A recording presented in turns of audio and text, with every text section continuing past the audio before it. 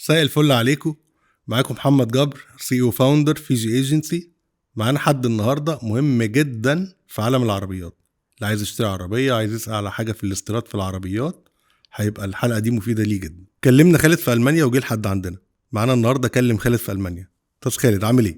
حبيبي ازيك يا جبر، اخبارك ايه؟ الحمد لله تمام، منور الدنيا، ربنا يكرمك. عايزين نبدا الاول كده، نقول للناس هو انت ازاي اصلا دخلت مجال العربيات؟ انا بدات مجال العربيات دوت من الصفر، او من تحت الصفر كمان بشويه. انا بدات من تحت قوي. انا بدات مجال العربيات دوت بعجله. بجد؟ انا بحب الرياضه وبحب العجل، وطول عمري عندي عجله. فاول ما سافرت المانيا كانت اول حاجه اشتريتها هناك كانت عجله. وكنت عارف ان مصر بتستورد عربيات مستعمله من المانيا. الكلام ده كان بالظبط من حوالي 8 سنين. كان ساعتها احنا دايما بنتبع قوانين عشان نصدر عربيات، فكان ساعتها ما فيش حاجه مفتوحه غير قانون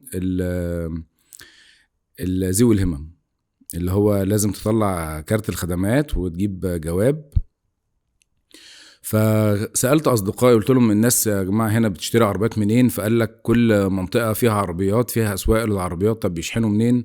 قال لك لازم تدور على واحد يشحن عربيات يبقى جنبك. فخدت العجلة وانا قاعد في برلين، وقعدت الف مناطق برلين ادور على تجاره السيارات بتبقى فين. يعني كانت معلوماتي صفر، لحد ما لقيت واحد عارض شويه عربيات كده. انا كنت فاكره تاجر. دخلت سلام عليكم بكام العربيه دي؟ كان لبناني. فقال لي والله انا ما عنديش عربيات للبيع، انا بشحن بس. فكنت حسيت اني لقيت ابره في كمقش، الكنز. لا ايه ده، انت شاحين والله العظيم بتشحن على اسكندريه؟ فرحت جدا. فلقيت الشاحين الاول، وبعدين لقيت بعد كده تجار العربيات، وجالي قرايبي يزورونا قعدوا معانا. قال لي انا عايز انزل اتفرج. فكنت عارف بقى العربيات بتتباع فين. نزلت بيه سوق العربيات، فرجته، لقى عربيه عجبته، قال لي انا عايز اشحن العربيه. فخدناها شحناها شويه. جالي واحد قريبي تاني قال لي عايز عربيه، وهكذا مشيت العمليه كده واحده واحده يعني. فاشتغلت الاول مع شاحين واحد، وبعدين اشتغلت مع 2. ومنين جه اسم كلم خالد في المانيا؟ اسم عجبني جدا. هو انا في البدايه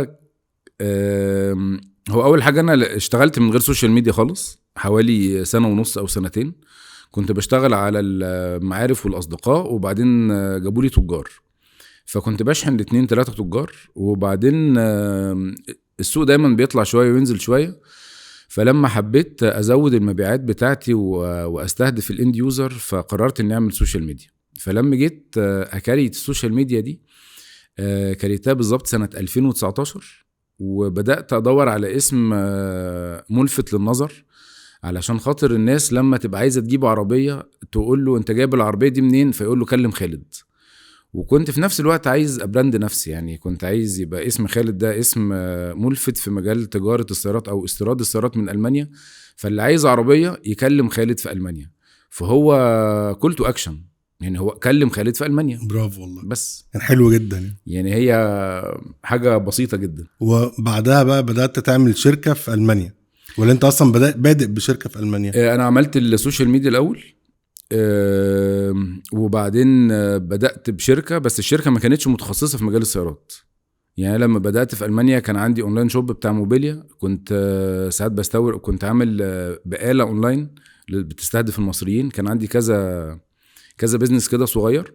بس لما جينا في كورونا، فقررت اني اقفل البيزنس ده كله. وكنت بالاضافه لده كنت شغال برضو في السيارات، بس ما كنت شغال بتركيز. فلما جينا في ازمه كورونا قررت اني اوقف اي بيزنس زي الموبيليا وزي اي حاجه تانية، اوقفها تماما واركز في السيارات وبس، واديها كل وقتي واديها كل اهتمامي.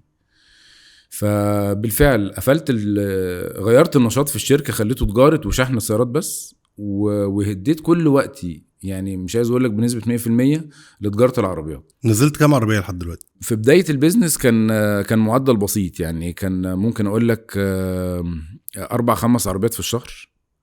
ولكن من بعد كورونا برضو القوانين في مصر اتغيرت، لان احنا دايما بنتبع قوانين. انت عارف القوانين هي اللي بترفع بيزنس فوق وبتنزل بيزنس تحت. فحصل ان الحكومه المصريه عملت مبادره سيارات المغتربين، فدي عرفت الناس او ادت الناس فرصه ان هم يصدروا عربيات لمصر. بالاضافه ان في نفس الوقت ده كان في قانون اسمه الاستيراد الشخصي، ولكن قانون ما خرجش للنور. يعني هو قانون ومفعل وموجود، ولكن العميل المصري ما كانش شايفه ولا قادر يستوعبه. هو ان انت ممكن تستورد عربيه زيرو من بره الوكيل. انت كمواطن مصري من حقك ان انت تنزل عربيه مصر. ولكن لما كنا نتكلم مع العميل نقول له تعالى نجيب لك عربيه استيراد شخصي، ما كانش بيقدر يستوعبها، يقول لك هجيبها ازاي بره الوكيل. ولكن لما حصلت المبادره وبدات الناس تكلمنا عشان ننزل لها عربيات على قانون مبادره المغتربين، فبدات ناس تانية تكلمنا عايز ينزل عربيه، فنقول له والله انت مقيم في مصر مالكش مبادره، فحلك ان احنا ننزل لك قانون على قانون عربيه على قانون الاستيراد الشخصي. فمن هنا القانونين خدموا بعض. فعشان ارجع بقى لسؤالك تاني، نزلت كام عربيه؟ احنا نزلنا كام عربيه من اول مبادره المغتربين، يعني انا اكلمك من اول مبادره المغتربين مش من اول البيزنس. من اول مبادره المغتربين احنا منزلين حتى الان حوالي 1200 عربيه بارقام الفواتير اللي عندنا. معظمها ايه؟ معظمها على قانون مبادره المغتربين، ده نمرة 1. نمرة 2 على قانون الاستيراد الشخصي. بس هو كان في ناس شغال على الاستيراد الشخصي قبل ما يتفعل، هو لسه متفعل برضو قريب؟ ما هو برضو عشان تغير القوانين كل فترة، فالعميل بيحصل عنده لبس في القوانين. هو قانون الاستيراد الشخصي موجود وقديم ومن زمان، ولكن لما اتقفل في شهر 8 اللي فات، او اتحط عليه قيود، مش هنقول انه اتقفل ان هو برضو موجود، بس اتحط له شوية قيود، ما قدرناش نصدر عربيات بداية من شهر 8 اللي فات على قانون الاستيراد الشخصي. الحكومة جت من خلال أيام قليلة في بداية اللي هو في وقت تصوير الحلقة ديت، اللي هو في أواخر 24. لا، جم في أوائل 2025 في شهر 1 2025. خرجوا قانون تاني للنور بقيود أو بشروط جديدة. ففي عميل يقول لك ايه ده، عملوا قانون جديد اسمه الاستيراد الشخصي. هو مش قانون جديد، هو قانون قديم وموجود، ولكن كانت وقف من شهر 8 2024 واتفتح تاني في شهر 1 2025. المبادرة أرخص ولا الاستيراد الشخصي؟ هو احنا دايما بنقدم النصايح للعميل، فاللي بينفع معاك غالبا ما بينفعش مع غيرك، يعني ممكن تجمع ما بين الاتنين، ولكن في المجمل المبادرة أرخص ل3 أسباب. أول حاجة ان انت بتستورد عربية مستعملة 3 سنين. تاني حاجة لأن القيمة الجمركية بتاعت العربية المستعملة وكل ما بتقدم أكتر، يعني لو مستخدمة سنة مش زي سنتين مش زي 3، فبالتالي الجمرك بيقل. بالإضافة أن أنت بترجع تسترد تاني القيمة الجمركية اللي أنت حولتها من حسابك بالدولار. فال3 أسباب دول بيخلوا المبادرة أرخص. طيب الاستيراد الشخصي أحسن من تشتري من هنا؟ الاستيراد الشخصي ليه شروط، يعني ما بينفعش مع أي حد. في شروط تتعلق بالشخص اللي هيستورد، وفي شروط تتعلق بالعربية. هنتكلم الأول عن الشخص. أول حاجة الشخص لازم يبقى فلوسه بالدولار أو باليورو في حسابه في مصر، أو عنده إقامة في الخارج. في حالة إن فلوسه تبقى جوه مصر فلازم تبقى جايه له متحولة برضو من الخارج عشان ينفع يرجعها يدفع بيها فاتورة العربية. أما لو ده معلش أنا بقطعك، ده الشخصي. احنا كده بنتكلم عن الشخصي. الشخصي اللي هو لسه فاتح قريب. الشخصي اللي هو لسه متجدد، هنقول فاتح بتعليمات جديدة قريب. أوكي. ده لازم حضرتك انت دلوقتي عايز تستورد عربية، لازم يبقى عندك حسابك بالدولار او باليورو في البنك، وتحول قيمة العربية من حسابك لحساب شركتنا بره مثلا في ألمانيا. الفلوس اللي بالدولار ديت ما ينفعش تبقى عامل لها ايداع من على الشباك، ده لازم تبقى جايه لك متحولها هي كمان من الخارج، فده ما بينفعش مع اي حد. دي اول حاجة. تاني حاجة، في شرط تاني بالنسبة للعربية. الاستيراد الشخصي عايز عربية زيرو موديل 2025، بالإضافة أن العداد بتاعها يبقى تحت 100 كيلو. وهنا فيها تريكة صغيرة، هو في ناس تقول لك لا مش لازم تحت 100 كيلو، لا، قانون العرف في الجمارك في المواني المصرية هنا ان العداد يبقى تحت 100 كيلو. بالإضافة ان انا عشان ادخلك عربية استيراد شخصي لازم بوليصة الشحن بتاعت العربية تبقى طالعة مكتوب فيها نيو كار، وفي المواني في أوروبا ما بيثبتش العربية نيو كار في بوليصة الشحن إلا لو كانت داخلاله العداد بتاعها تحت 100 كيلو.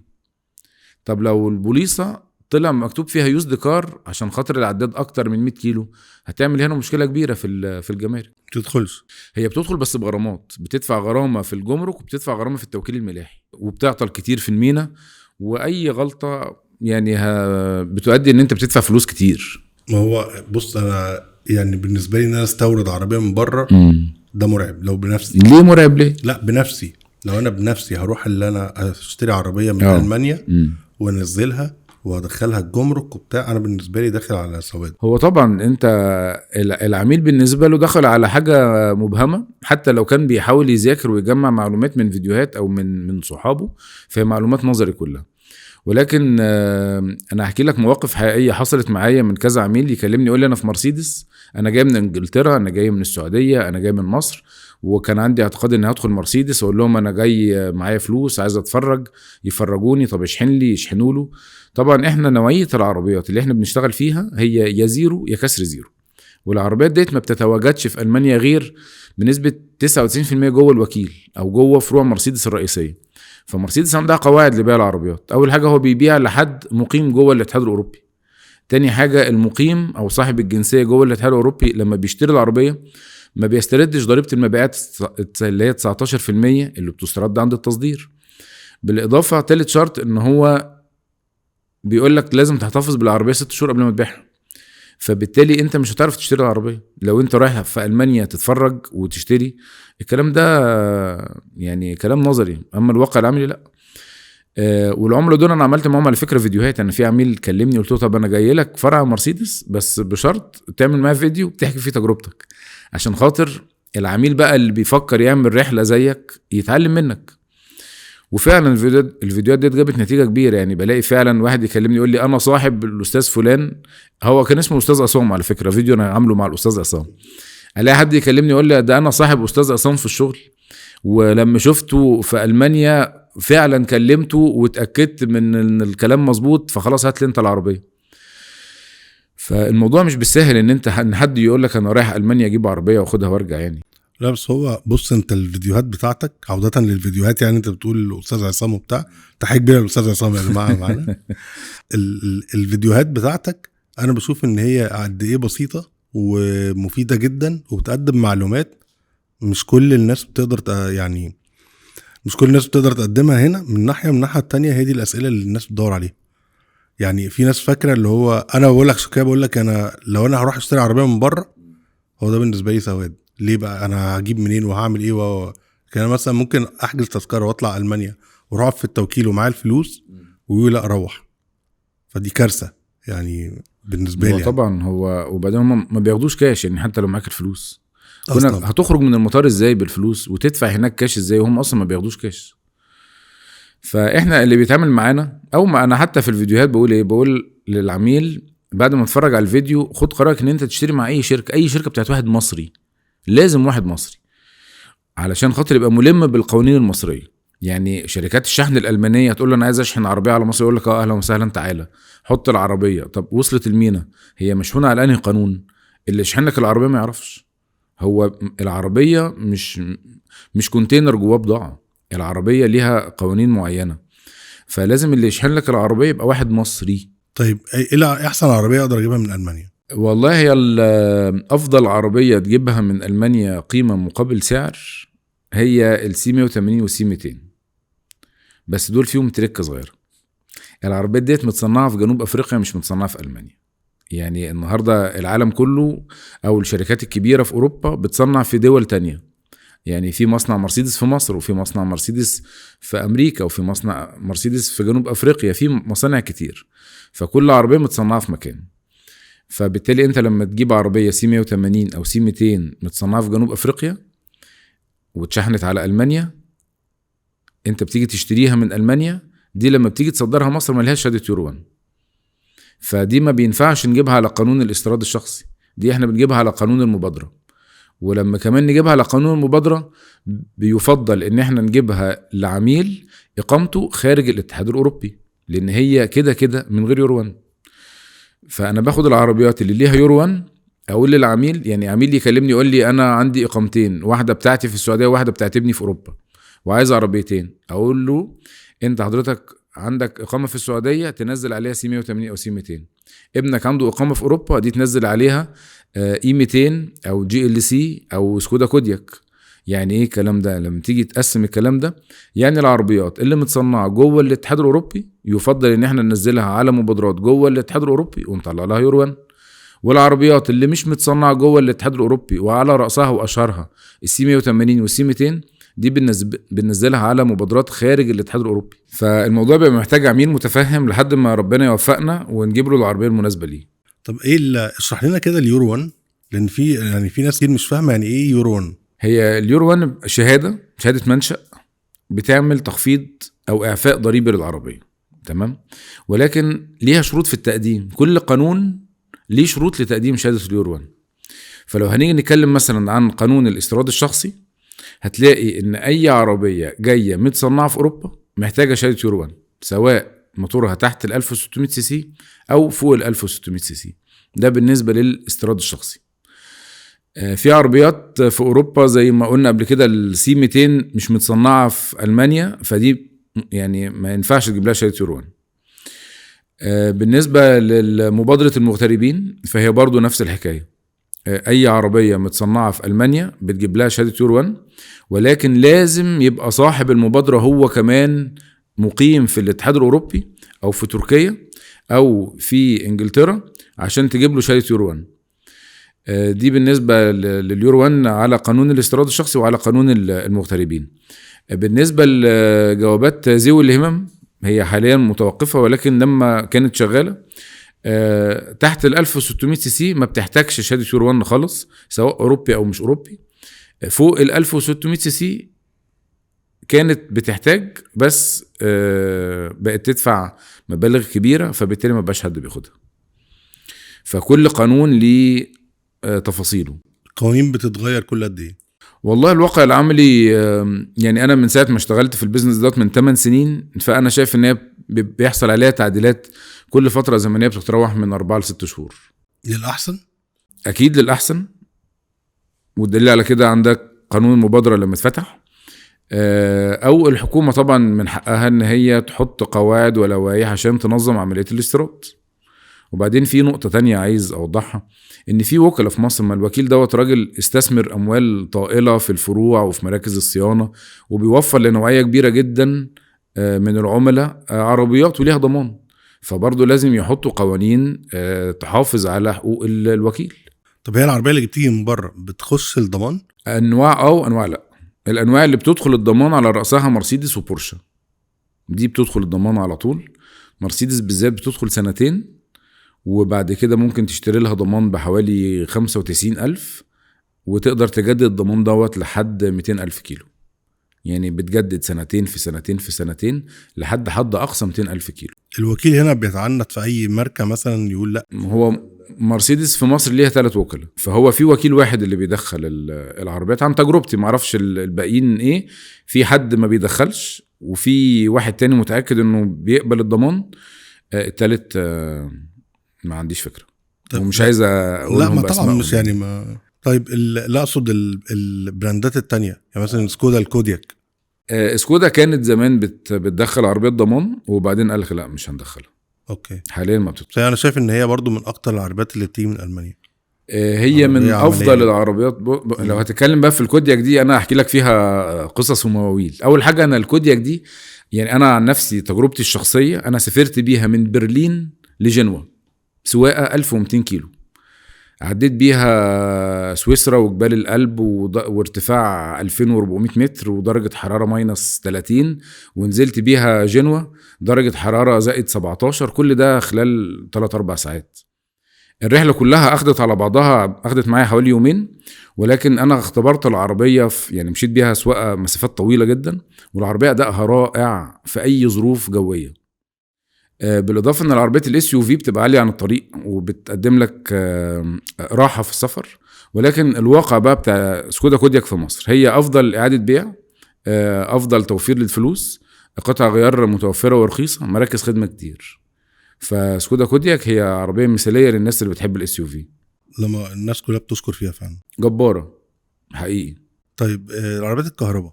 العربيات الكهرباء هي ألمانيا مش يعني العربيات الكهرباء مش منتشرة فيها قوي، ولكن أكتر عربيات كهرباء منتشرة في ألمانيا تتناسب مع السوق المصري هي ID4، ودي سعرها في ألمانيا في حدود 35,000 يورو، في حين إن هي بتيجي من الصين في حدود 25,000 دولار. ففرق السعر كبير جدا. في طبعا فروق ما بين العربيتين، ولكن فرق السعر كبير. في ناس بتاخد الألماني وفي ناس بتاخد الصيني، وكل عميل يقارن هو عايز ايه. انت شايف ان ده وقت الكهرباء في مصر ولا لسه؟ والله انا شايف ان العربيات الكهرباء بيحصل فيها تطور سريع جدا، وبيحصل ان سعرها بينزل جامد. يعني انا ادي لك مثال، مثلا العربية EQE كنا جايبينها كان سعرها في حدود 85 أو 82 ألف يورو. العربية بعد 6 شهور سعرها بقى 72 ألف، وهي زيرو. فسعرها بينزل جامد. بالإضافة إن الكهرباء من سنة كانت الشحنة بتمشيها 500، النهاردة الصين طالعة بعربيات الشحنة بتمشيها 1200، بكرة هيعملوا عربيات مش محتاجة تتشحن. ففيها تطور تكنولوجي سريع يعني. أنا عن نفسي، بس ده رأي شخص يعني. طب انت بتستورد من ألمانيا بس؟ احنا بنستورد من ألمانيا ومن كوريا ومن أمريكا، ده الثلاث دول اللي احنا بنستورد منهم. وبنصدر عربيات لكل العالم. بنصدر من ألمانيا لمصر، وبنصدر من ألمانيا لدول الخليج، السعودية والإمارات والكويت. وممكن لما تتفرج على الفيديوهات بتاعتنا هتلاقي عربيات رايحة هنا وعربيات جاية من هنا وشحن من هنا وشحن من هنا. صراحة انت تجيب عربيات نقل برضه. احنا بنشتغل في اي حاجة بتمشي على الطريق ما عدا الموتوسيكلات. ليه؟ الموتوسيكلات دي جميلة. الموتوسيكلات جميلة وانا بحب الموتوسيكلات، وانا عارف ان انت عندك موتوسيكل ولكن الموتوسيكلات تشحنها مشكله. اول حاجه هي بتيجي من امريكا ارخص، امريكا فيها كم هائل من الموتوسيكلات المعروضه، فهي من امريكا بتيجي ارخص. تاني حاجه عشان تشحن موتوسيكل من المانيا لازم تعمل له صندوق حديد وتغلفه بطريقه معينه، وبعد صندوق الحديد تحطه في صندوق خشب وتشيل منه البطاريه والزيوت والبنزين وتفضي الميه. يعني ليه اجراءات كده معقده جدا، فبيصرف علينا كتير. وانا يعني الناس اللي احنا بنشتغل معاهم في الشحن هم بيشحنوا عربيات، يعني الشحن بتاعنا عربيات. حتى المعدات التقيله بنشحن عربيات نقل، معدات تقيله بنشحن اي حاجه، بس تبقى ماشي على 4 عجلات او على جنزيرين، بس على عجلتين زي الموتوسيكل لا. جنزيرين؟ انت بتجيب بقى مجنزرات كمان ان شاء الله. تبقى عايز معدات سفلات الطرق، اي حاجه. جبت هنا في مصر قبل كده؟ لا احنا بنشحن معدات مصر، لا ما شحنش معدات تقيله، ولكن بنشحن عربيات نقل اللي بيسميها راس وديل او راس تريلات. التريلات. المعدات شحنت فين قبل كده؟ لا التريلات المعدات على السعوديه. وشغال كويس في السعوديه ما شاء الله. والله احنا كان عندنا مكتب تمثيل في السعوديه عشان يخدم المصريين اللي مقيمين في السعوديه وعايزين ينزلوا عربيات على مصر، وكنا متواجدين في الرياض فتره، ولكن احنا انسحبنا من السوق السعودي في الفتره الحاليه. ليه بقى؟ ايه السبب؟ كنا بنستهدف السعوديين نفسهم. كان الهدف الاساسي من التواجد في السعوديه هو بعد ما نستهدف المصريين نرجع ونستهدف السعوديين، ولكن السعوديين دايما بيجيبوا عربيات من الامارات. من دبي من دبي. ودبي جايبه، هم السعوديين بياخدوا اقل حاجه بياخدوها E200، ودايما بياخدوا الاس 450 والاس 500، والعربيات دي بتيجي من امريكا رخيصه. فهي بتيجي من امريكا على الامارات، وفي الامارات بيوضبوها اذا كان فيها حادثه او فيها اي حاجه. في الامارات في ورش بتاعت الهنود والباكستان بيعيدوا تجديد العربيات وبيعيدوا تصديرها لاماكن كتير من العالم من ضمنها السعوديه. فبالتالي بتلاقي فرق السعر كبير جدا ما بين المانيا وما بين الامارات. صحيح في فرق كبير في الحاله، اللي في المانيا ممتازه جدا وجديده وزي الجديده، ولكن في عملاء كتير بيدوروا على السعر.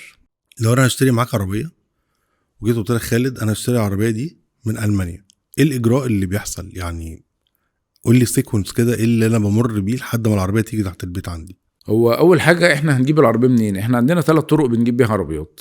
اول حاجه في عربيات بتاعتنا احنا مشترينها وعارضينها للبيع. تاني حاجه في عربيات محطوطه على الويب سايتس الالمانيه، سواء ويب سايت مرسيدس نفسه او بلاتفورم زي موبيلا.de او اوتو سكاوت. بالاضافه الى العربيات الكونفيجريشن ده انت بتقعد معانا، ندخل على ويب سايت مرسيدس ونبدا نسلكت اوبشن وتختار الالوان الخارجيه والالوان الداخليه ولون الفرش مع لون الخياطه، تختار كل حاجه في العربيه. ولكن العربيات ديت بتستلمها في فترات زمنيه بيتراوح من 4 شهور ل6 شهور، او ممكن يبقى فيها تاخيرات كمان في التسليمات.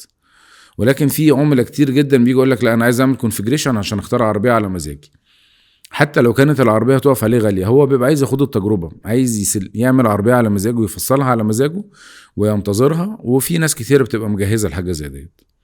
وهو ده على فكره الكونسبت الالماني في اقتناء السيارات. يعني الالماني غالبا بيركب عربيه وبيبقى عامل حسابه انه هيغيرها بعد 6 شهور، فبيعمل كونفيجريشن، وعند ال6 شهور لما عربيته تبقى جاهزه بيبقى عامل حسابه يبيع العربيه القديمه ويركب الجديده.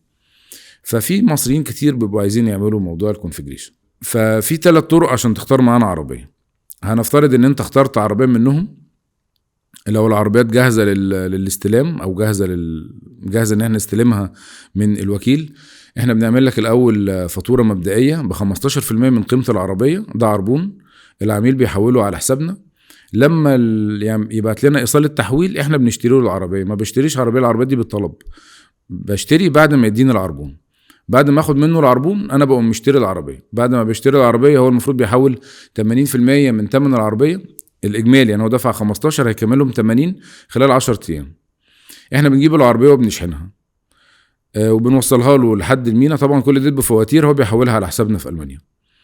بتوصل العربيه المينا، بيبقى فيه كل عميل عندنا لازم بيتابع معاه حد من السيلز علشان يبعت له صور العربيه، يبعت له مراحل العربيه، فيديوهات العربيه والعربيه وهي في المينا، البوليصه لما طلعت، لحد ما العربيه بتوصل المينا، سواء مينا اسكندريه او مينا بورسعيد. هم دول المواني اللي احنا بنشحن عليهم. السيلز برضو بيتابع معاه، المفروض بيكمل ال 20% التانية المتبقيه قبل ما نخرج له العربيه من المينا.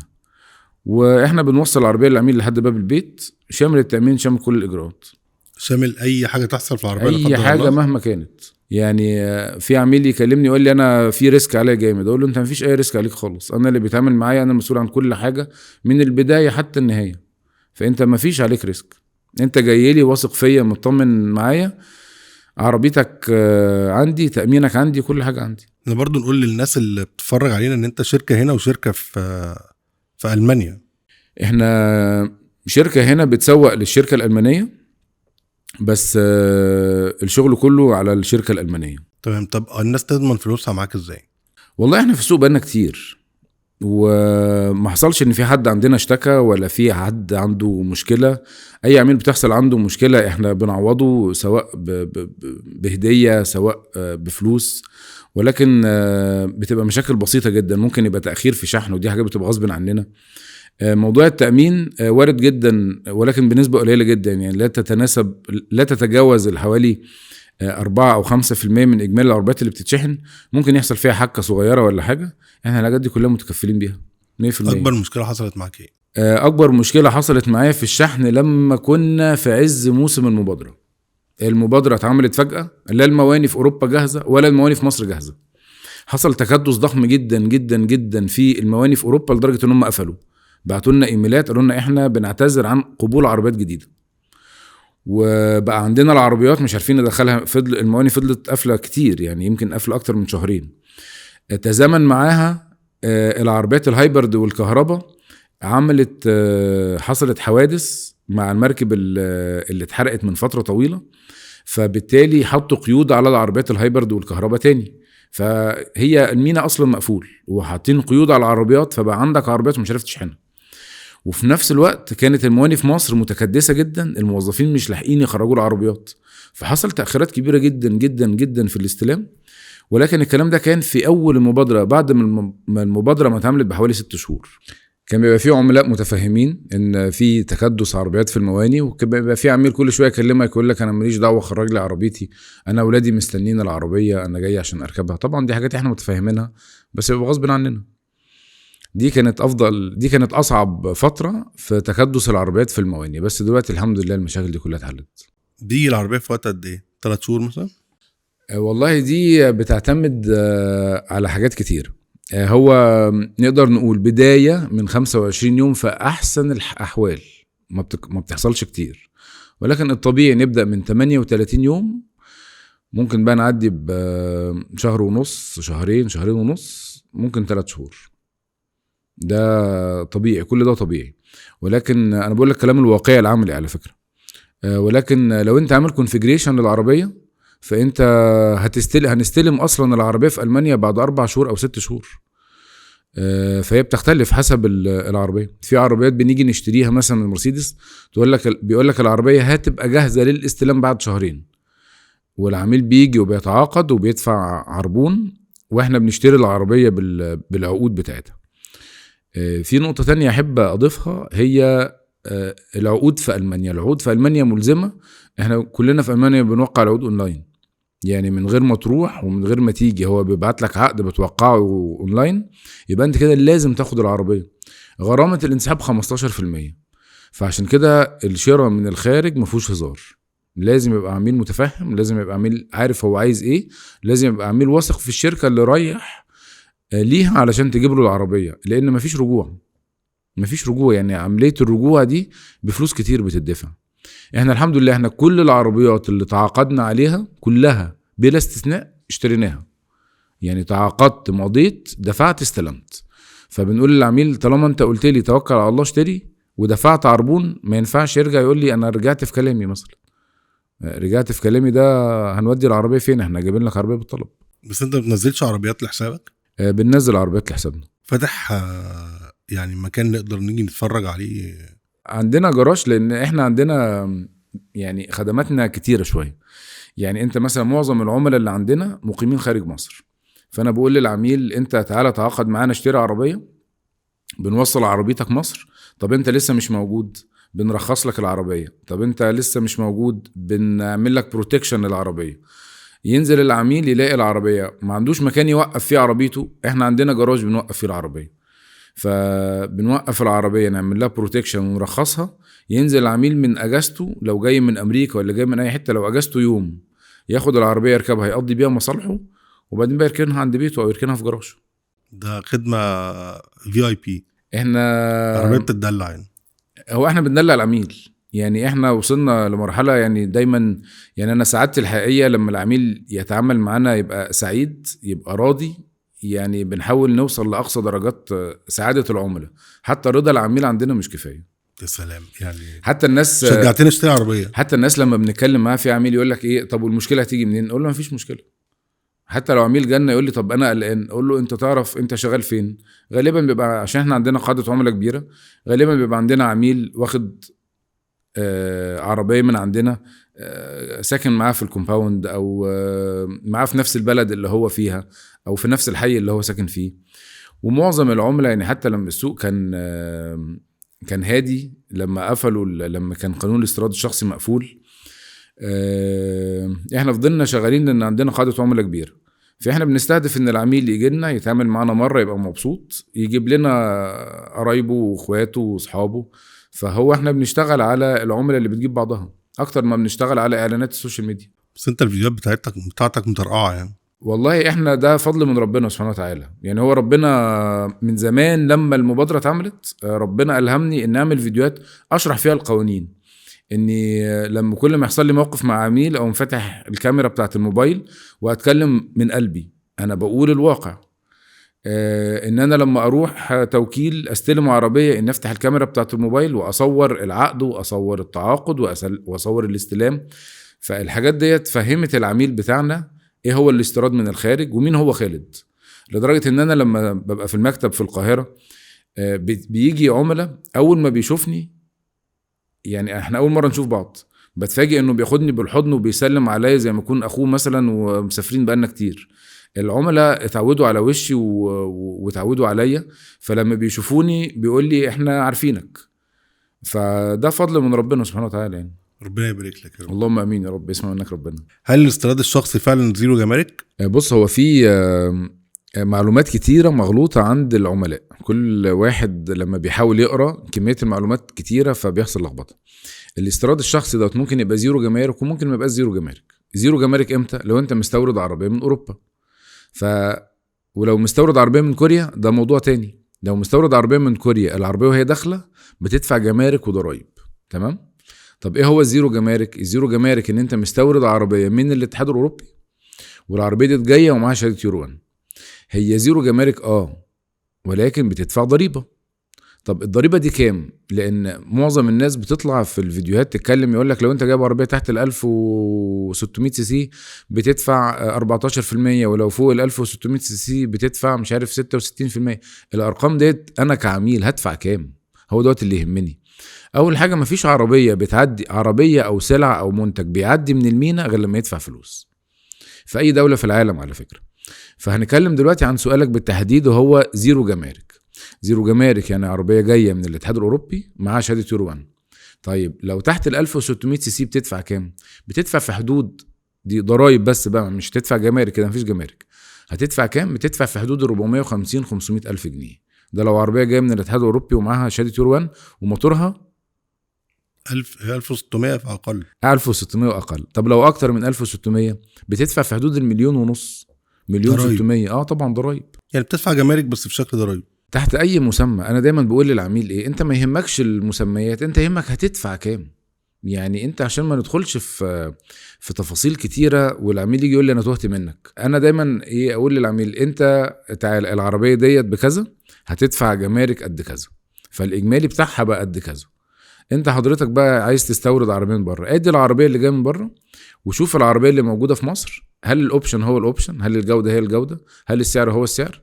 انا بعمل عليا الواجب اللي عليا اني اعرض لحضرتك العربيه وسعرها وجماركها ومصاريفها، وانت كعميل لازم يبقى عندك واجب كمان ان انت تبقى مقتنع ان انت بتستورد عربيه من بره فيها مميزات ليك، او عايز تاخد تجربه مميزه او ولكن انت لازم تبقى عارف اولوياتك ايه واحتياجاتك ايه. انت بتجيب جيهات مثلا جي واجن؟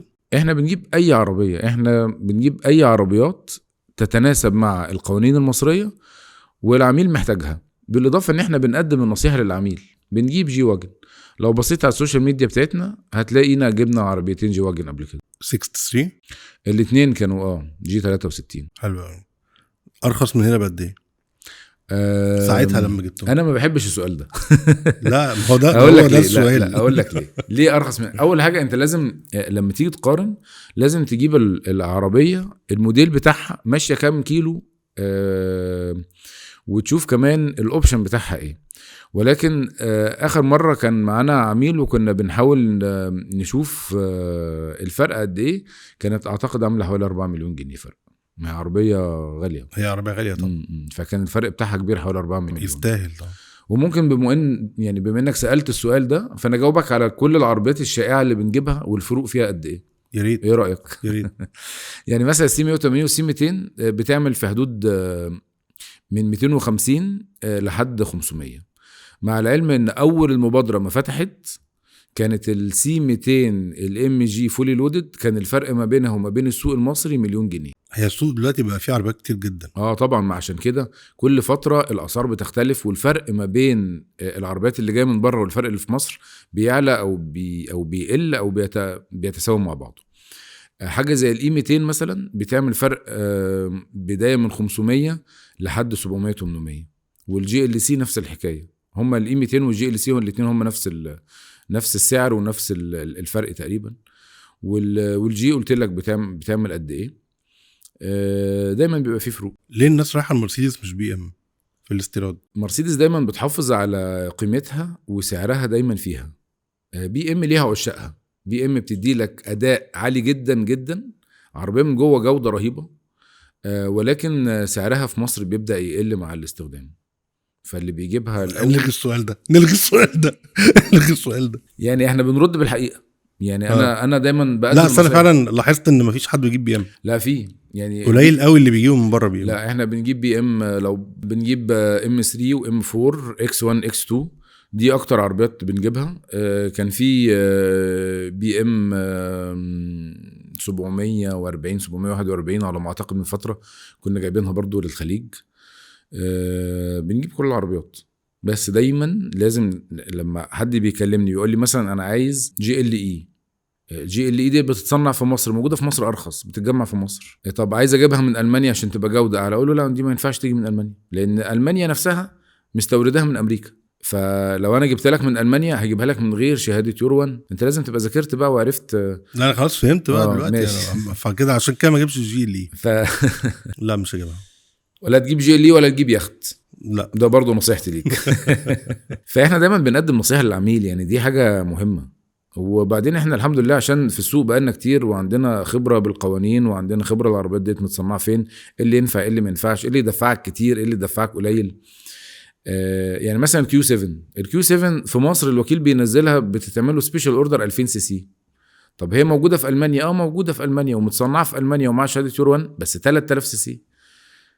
فرق الجمارك ضخم جدا، فبالتالي هتلاقي هنا عند الوكيل ارخص.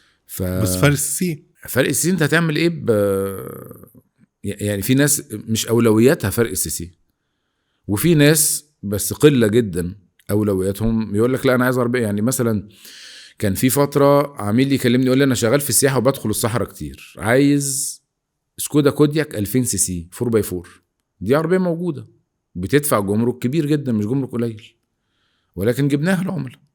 هو راجل دي يعني عشان كده بقول ايه، العميل لازم يبقى عارف اولوياته وطلباته ايه. انت عربيتك ايه؟ انا في مصر ما عنديش عربيه، انا ما بجيش مصر كتير. ليه ما عندكش عربيه في مصر؟ انا في مصر ما عنديش عربيه لاني ما بجيش مصر كتير، باجي اسبوع كل 3-4 شهور، واجازه الصيف بتاعت الاولاد بنيجي نقعد الاجازه كلها هنا. فانا في مصر ما عنديش عربيه. حاجه محبطه قوي. طب بتجيب العربيات دي كلها وما بتجيبش عربيه لنفسك؟ لما بقى قاعد في مصر بجيب عربيه لنفسي. طب وفي المانيا؟ في المانيا انا بحب اركب الاس يو في، بتريحني اكتر من العربيات السيدان.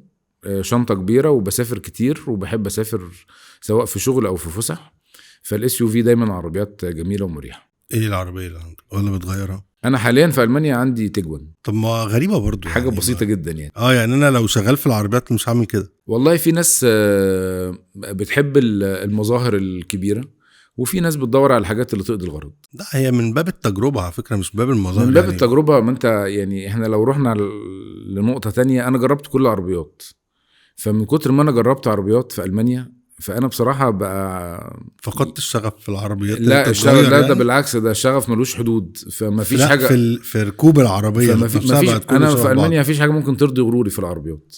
والله من كتر ما ركبت عربيات كلها اعظم من بعضها. يعني الجي تي مثلا في المرسيدس، الجي كلاس، بس يعني لو هنتكلم في مجمل التجربه مفيش افضل من الجي كلاس. اداء غير طبيعي، قوه غير طبيعيه، موتور 4800 سي سي توين تيربو، حاجه اجمل من كده مفيش. طب رينج روفر مثلا؟ جميله ومريحه، اريح من الجي كلاس، ولكن اداء الجي كلاس انا بشوفه افضل. تجربتي يعني، رايي الشخصي يعني. هي اشكرك على نصيحتك ليه. هل انا عشان استورد عربيه استيراد شخصي لازم ابقى مالك اول، تبقى باسمي من الزيرو؟ لا، هو دوت خطأ شائع دايما عند الناس، وحصلت المصريين اللي كانوا عايشين في اوروبا، في ناس كتير قوي كلموني قالوا ده انا قاعد ادور على عربيه بقالي 2-3 شهور عشان ابقى انا الملك الاول للعربيه. قانون الاستيراد الشخصي ده قانون، وقانون الملك الاول ده قانون تاني خالص. ده حاجه وده حاجه، ولكن الناس بتجمع ما بينهم. ايه هو الاستيراد الشخصي؟ الشروط المتوفره في العربيه: عربيه موديل السنه 2025 عددها تحت ال100 كيلو بس. فطبعا العميل يقول لي ايه، وطبعا لازم ابقى انا الملك الاول. اقول له لا مش لازم. يقول لي لا ده لازم. هو مش لازم يا جماعه. والدليل على كده ان اي عربيه احنا بنصدرها من المانيا بنشتريها طبقا للقانون او القواعد بتاعت الشركات في المانيا، او شركات مرسيدس بالذات، كل العربيات بسجلها الاول باسمي.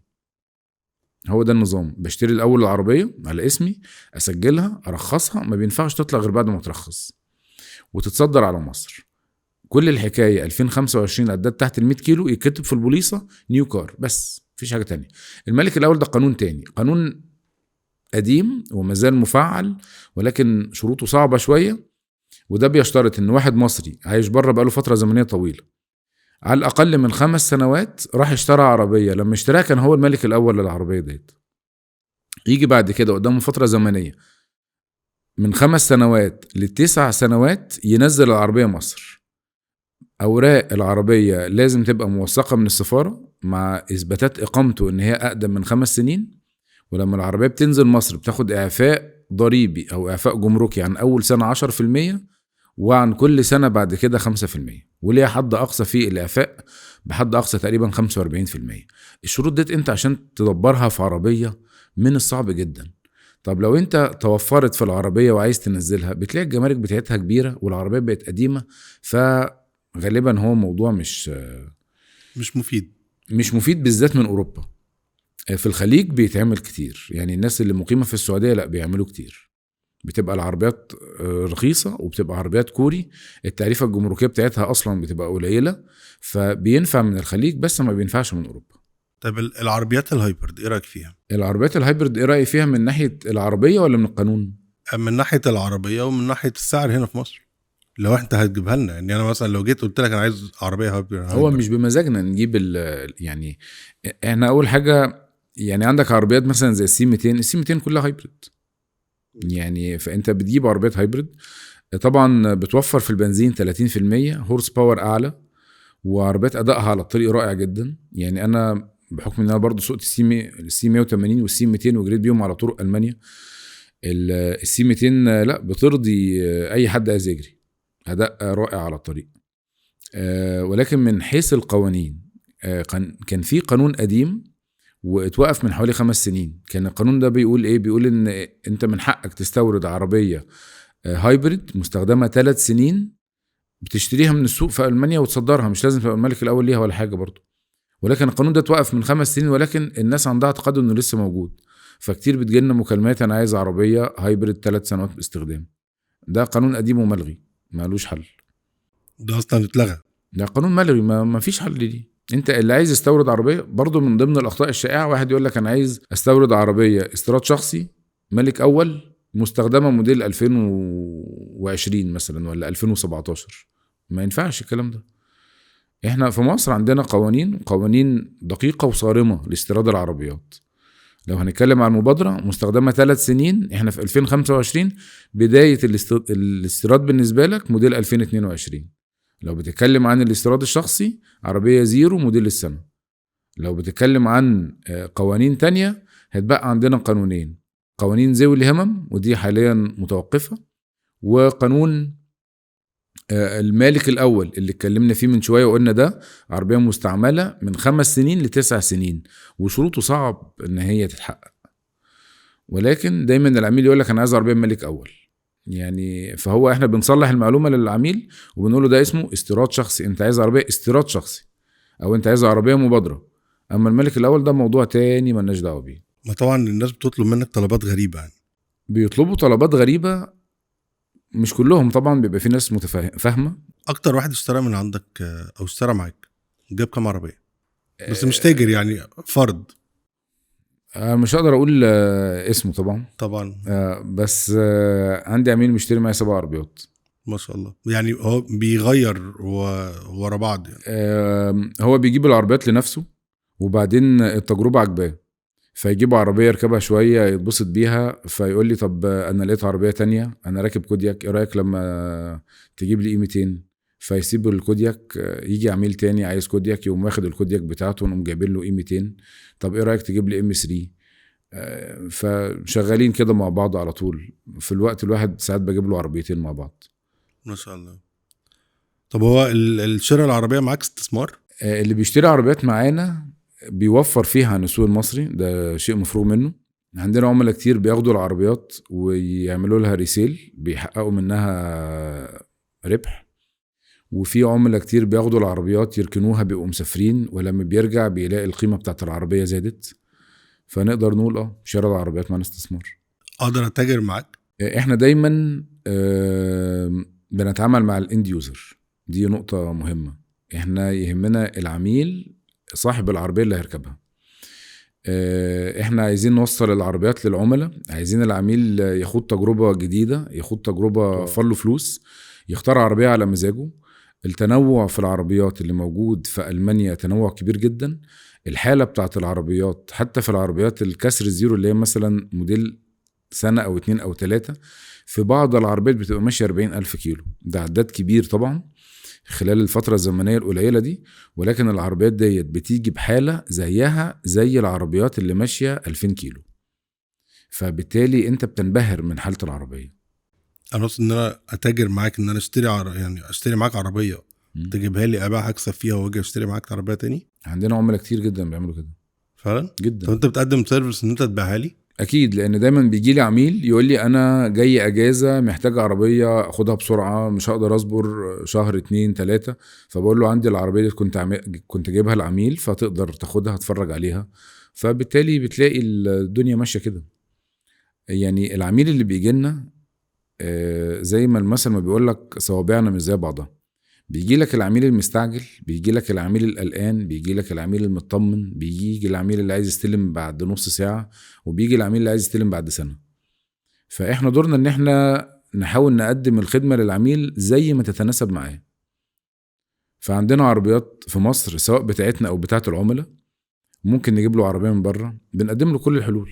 طب لو افترضنا جدلا ان انا سافرت وجبت عربية، اشتريت عربية خلاص وهشحنها وهجيبها على مصر، ليه اكلم خالد وما اجيبهاش بنفسي؟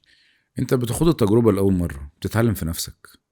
اي مشكلة تحصل انت اللي هتحملها، اما لما تعمل معانا احنا اللي بنتحمل كل حاجة.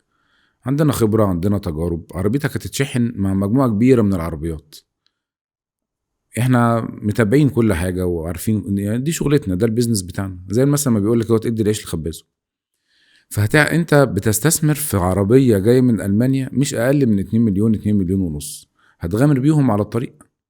ولا تدفع حاجة زيادة شوية لشركة والشركة تأمن لك وتتولى الموضوع كله هي من البداية للنهاية؟ طب ليه اكلم خالد ما اكلمش حد تاني؟ والله احنا شركة في السوق بقالنا فترة طويلة.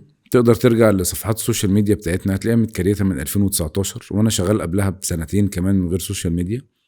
وعندنا قاعدة كبيرة جدا جدا من العملاء، وبتقدر تشوف الريفيوهات والكومنتات، وثقة العملاء فينا هي اللي مخلينا مستمرين لحد النهاردة بقوة كبيرة الحمد لله. حتى لما السوق كان متأثر في الفترة اللي فاتت وكل الشركات بتشتكي من قلة المبيعات، احنا بفضل ربنا كان عندنا مبيعات كبيرة كمان ما شاء الله الحمد طب لله. انتوا اللي بتاخدوا كام على العربيه تقريبا؟ يعني لو عايز اجيب سي 180 احنا هناخد مني عندنا زياده كام على ثمنها؟ احنا عندنا طريقة للتسعير. يعني دايما لما حد بيجي عندنا طريقة للتسعير، وانا يعني انا عن نفسي ما بحبش اتكلم في التسعير. عندنا سيلز، كل عميل بيجي لازم يبقى مع حد من السيلز هو اللي بيعرض عليه العربية وتسعيرها.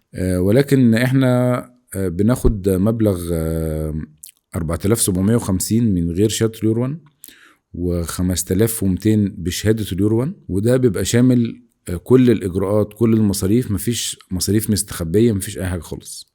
الكلام ده الشحن؟ كل حاجة، شامل كل حاجة من أول ما تشتري لحد ما تستلم.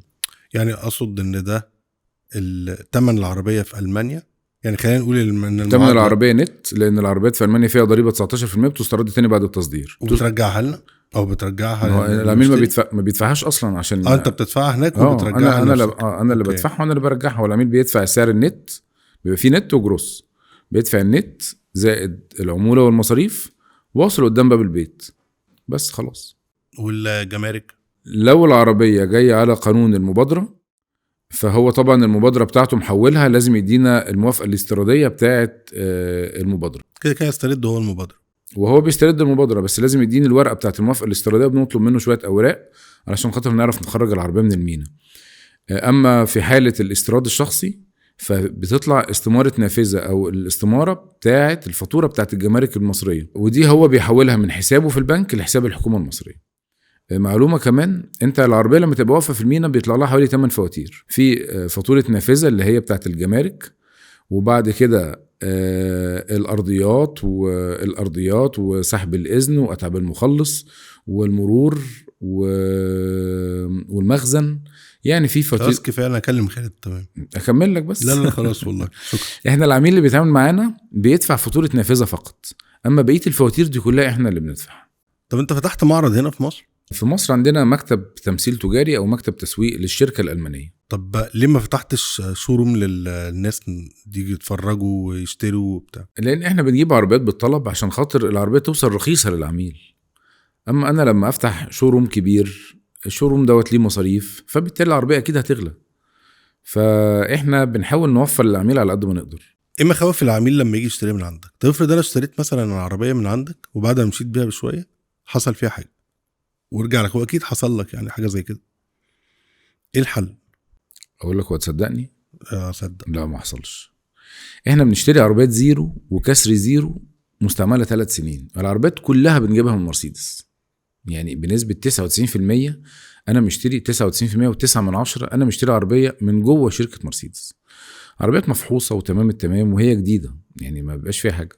انت اصلا بتشتري من التوكيل من مرسيدس نفسها، يا اما الشركه، ما دي عربيات يا زيرو يا كسر زيرو، والعربيات دي ما بتتباعش غير جوه مرسيدس، جوه التوكيل او جوه الشركه الام. العربيات اللي فيها مشاكل هي مستبعده. وبعدين احنا لما عميل بيكلمنا بيقول لنا عايز عربيه، بنيجي نساله على العربيه، والله بنقول له والله انت عايز العربيه ديت كانت مخبوطه ورش شباب، العربيه ديت فابريكا ينفع نجيبها، العربيه ديت يعني هي اقصى حاجه بتلاقي العربيه، يعني بتلاقي فيها عربيات بنبقى عارفين ان العربية فيها عيب، والعيوب بسيطة بنقول للعميل او احنا بنستبعدها على طول.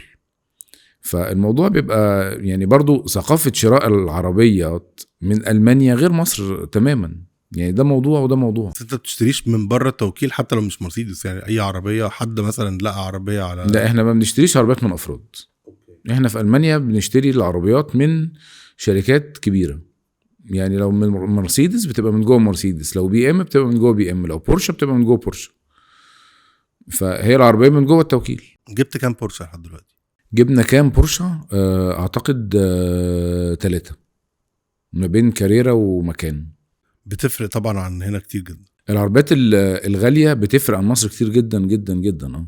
وكاوبشنز في العربيات الغاليه قوي دايما العربيات اللي بتيجي من المانيا بتبقى مطابقه لمواصفات الاتحاد الاوروبي، فاقل حاجه الاير باجز والسيفتي بتاع العربيه بيبقى اعلى من اللي موجود في مصر. ده اقل حاجه. ايه اكتر حاجه تعجبت لها مثلا لما حد سالك على العربيات؟ اكيد انت بتتسال كل يوم 30,000 مره على العربيات. يعني 2 عملاء، واحد جبت له عربيه اتكل على الله اشتري ديت وادفع عربون، يوم دافع لك عربون، يصحى تاني يوم الصبح كان مشتري مرسيدس سي 180 لونها اسود، تاني يوم الصبح بيبعت لي عربيه لونها ابيض.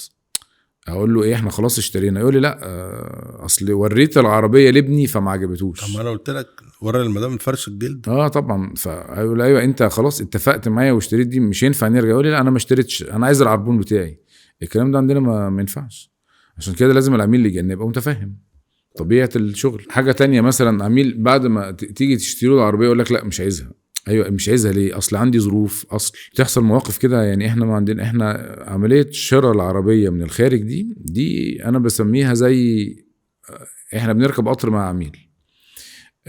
هنركب من محطه القاهره، هننزل ان شاء الله بسلام في محطه اسكندريه.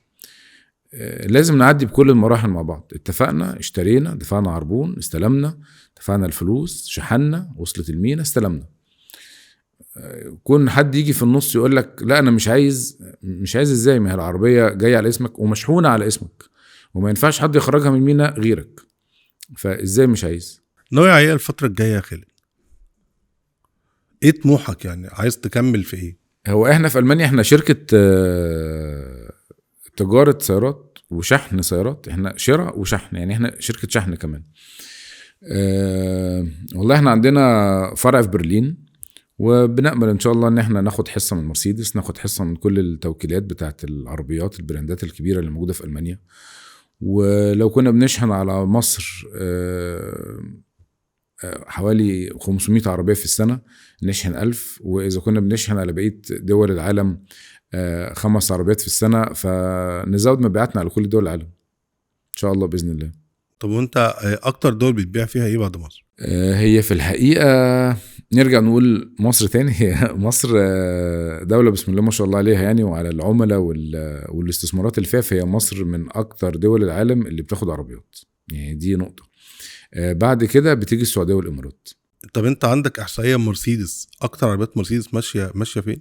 كل دولة، يعني احنا بحكم ان احنا في ألمانيا، فكل دولة بتاخد نوع معين من العربيات وبتاخد موديلات معينة من العربيات، وفي أسواق بتفتح وأسواق بتقفل. وكل تاجر بيشتغل في نوعية معينة من العربيات برضو. بالنسبة لمرسيدس لما تيجي تتكلم عن السي 180 والسي 200 وبعدين الاي وبعدين الجي ال سي 300 والجي ال سي 200 جي ال سي 43 اي ام جي، دي بتاخدهم مصر. تلاقي السعودية بتاخد اس 450 واس 500. تلاقي قطر والإمارات بياخدوا دايما الجي 63 وبياخدوا البورشة. يعني دي أكتر الدول اللي بتاخد دي أشهر الحاجات. طب أنت مش عايز تعمل كلم خالد في أمريكا بدنا موتوسيكلات؟ احنا بنجيب من أمريكا، بس هي أمريكا يعني خد بالك برضو كل دولة ليها طريقة في التجارة وأسلوب في التجارة. أمريكا بيبقى شغلها معظمه مزادات، ودي بتخليك مش شرط يعني تتواجد هناك. ألمانيا هو اللي لازم تتواجد في ألمانيا، لأنك لازم تتواصل مباشر مع الوكيل من مرسيدس أو من بي ام، ويبقى عندك شركة وتبقى متواجد وتحول فلوسك من حسابك البنك، يعني ليها إجراءات كتير، فلازم تبقى متواجد في ألمانيا على الأرض. كوريا والصين موضوع تاني برضو، كوريا حاجة والصين حاجة، فكل دولة بيبقى ليها قوانين. أنا عارف إن أنت بتجيب من كوريا برضو. بنجيب من كوريا. طب شغالة معاك بقى كوريا المفروض؟ احنا العميل بتاعنا مرسيدس اكتر، بنجيب من كوريا بس قليل. هو احنا دايما بنتعامل مع اند يوزر دايما. يعني ما انا لو هاجي اشتري من عندك وتديني هتشتري عربيه بالاسعار، بأقل من 500 هتشتري ألف. بالاسعار اللي احنا بنبيع بيها للعميل. اقل اسعار عربيات عندك بكام؟ احنا عمالين نتكلم في جي وبورشه ومش عارف ايه وبتاع، خلينا نتكلم في المعقول يعني، اللي هي في متناول المواطن العادي. يعني لو بدأنا بالعربيات الكوري هتلاقي التوسان والسبورتاج، العربيات البانوراما اللي فيها اوبشن عالي، دي هتلاقيها بتعمل حوالي 1,900,000. في اقل من كده؟ في اقل من كده لو الاوبشن هيقل ولو العربيه هتقل. مش ناوي تجيب حاجه اقتصاديه؟ هو الكوري النهارده اقتصادي، اقل عربيه النهارده هتعمل لها حوالي كان في 1,600,000. 2 مليون جنيه يعني.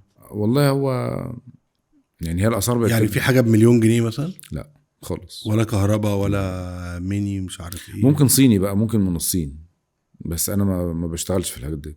ما بتشتغلش في الصين؟ كل واحد كل ما هو شغل العربيات ده والتخصصات، كل واحد بيشتغل في حته، بيشتغل بيجيب انواع معينه، يعني كل واحد لازم يبقى شغال في حته. انا ما بجيبش من الصين، فانا ممكن اكلمك عن الكوري وعن الالماني. الصيني ليه ناس تانية. البي واي دي العربيات دي مش اقتصاديه ان انت تستوردها استيراد شخصي خالص يعني. احنا من المانيا لو هنتكلم عن العربيات اللي بتيجي من المانيا او من اوروبا عموما، هتلاقي ارخص عربيات زي الرينو والبيجو والداشيا. العربيات دي موجوده في اوروبا والناس بتركبها، دي بتبدا من 17,000 يورو. بالنسبه للمرسيدس مثلا، ده طبعا ده سعر العربيه من غير الجمارك بتاعتها، في 17,000 يورو دول لوحدهم حوالي 1,000,000 جنيه. بالنسبه للمرسيدس والعربيات البراندات الالماني زي الفي دبليو او التيجوان مثلا والعربيات ديت والسكودا، هتلاقي ان العمليه بتبدا معاك ستارت اجمالي سعر العربيه والمبادره او سعر العربيه والجمارك بتبدا معاك من حوالي 2,5 مليون، مفيش اقل من كده. طب والبيئمات، فكرت في البيئمات ومؤسسات الكهرباء انت توفرها؟ انت قلت اي كيو اي. احنا بننزل عربيات كهرباء مرسيدس من المانيا، سواء اي كيو اي. الاي بتاعت الايات بتاعت المرسيدس منزلين برضو اي 30 اي عربيه كهرباء بالطلب. هتفرق جامد عن ان انا اشتريها من هنا عند حد. بص، بقى في عربيات تايهه في السوق، يعني العربيات اللي مش موجوده والوكيل ما نزلهاش، والعربيات النادره دي بيبقى اصلا سعرها في السوق المصري اصلا مش معروف، فانت ما بتعرفش تحكمها قوي. العربيات اللي بتقدر تحكمها وتفهمها كويس الحاجات الدرجه زي السي 180 سي 200، زي ما قلت لك اهوت العربيات الدرجه المعروفه، وبعدين الاي 200 والجي ال سي والعربيات ديت. يعني مثلا الاي 200 احنا دايما لما بنحاول نجيب عربيه غالبا بالنسبه للاي 200 والجي ال سي غالبا بنجيب العربيات ديت فولي لودد. غالبا بتلاقي ان هي هنا بتتباع ب 6200. النهارده المعتاد ان العربيات الاي 200 بتتباع ب 6200، احنا بتيجي من عندنا ب 5500، ممكن تقل شويه. يعني دي بتعمل فرق كويس، بتعمل فرق كبير. يعني زي ما قلت لك قبل كده بتعمل فرق كبير، يعني في حدود 700,000 مش قليلين يعني. طب بس ليها شروط بقى، لازم يبقى العميل عميل متفهم وهيجي يشتري بالصور ويبقى واثق في الشركة اللي بتجيب له العربية، وينتظر فترة زمنية تقدر بحوالي شهر ونص شهرين ويدفع الأول. ده تمن الفرق، ده تمن الفرق، تمن انه عايز يوفر 700. اما العميل اللي يجي يقول لك لا انا عايز بقى العربية واقفة على الارض ووفر فيها 700، دي معادلة ما بتتحققش. يعني انت لو جبت عربية، نفترض انت جبت لي عربية ايوه وما خدتهاش، انت ما خدتهاش، يعني جبتها ودفعت ثمنها وكل حاجه وما خدتهاش، سبتها عندك وقلت لك لا مش عايزها، تمام، حاول تبيعها لي، تمام، هتكسبني فيها 700؟ هو بيجي لك عميل يقول لك طب ما هي موجوده عند الوكيل وعند التجار ب 6200، ايه الفرق بينك وبينهم؟ عشان كده انا بقول لك احنا دايما بنتعامل مع الاند يوزر، تعالى بنشتري، فدايما لازم يبقى في فرق فلوس. فاحنا انت وفرت فيها 700 عن ان انت تجيبها من السوق المحلي من وكيل او من معرض. اما انت عايز تكسب ال700 انا عايز اكسب 700. ما انا جاي لك ليه يا عم خالد؟ مش هركب عربيه؟ انت جيب لي عشان اجيب لك عربيه بالطلب. طب ما انا هاخد العربيه دي وتوفر 700. انت عايز تكسب ال700، ما انت لما بتوفرهم انت كسبانهم. انت عايز تاخد العربيه وتبيعها وتمسك 700 في ايديك. هو دايما اللي هيجي يشتري منك هيقول لك لا انا عايز فرق عن المعرض. يعني دي نقطه برضو. اكسب 500 بس بالظبط. فمش ينفع تكسب ال 700 زيك زي المعرض، هتكسب اقل منه شويه بس برضو كسبان. لا بس والله برافو عليك على كلم خالد في المانيا يعني. توفيق ربنا يعني الحمد لله. والله برافو عليك والله. يعني انت لو عديت على كل الاسامي، طبعا الناس كلها ناس محترمه يعني، بس لو عديت على كل الاسامي هتوقف فعلا عند كلم خالد في المانيا.